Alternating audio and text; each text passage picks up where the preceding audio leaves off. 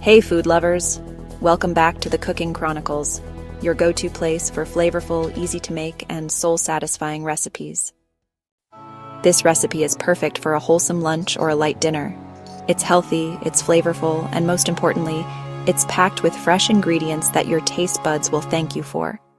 So grab your apron and let's dive right into this delicious journey. In a large bowl, add olive oil, lemon juice, lemon zest, minced garlic, oregano, thyme, salt, and black pepper. Mix it well until everything is combined into a zesty herb marinade. Now place your chicken breasts into the bowl and coat them thoroughly. Let the chicken marinate for at least 30 minutes, but if you've got time, let it sit in the fridge overnight. That'll help all those fresh flavors really soak in.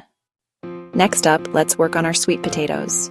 Toss your wedges in olive oil, paprika, salt, pepper, and if you're feeling adventurous, a tiny pinch of cinnamon for that earthy sweetness.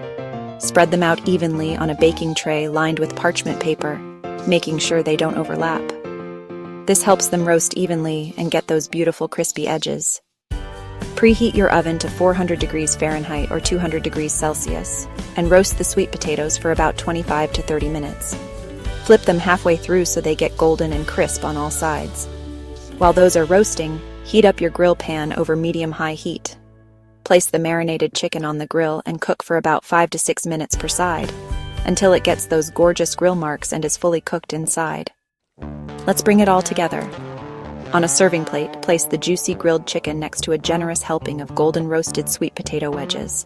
Garnish with fresh herbs like parsley or rosemary, and a couple of lemon slices for that extra zing.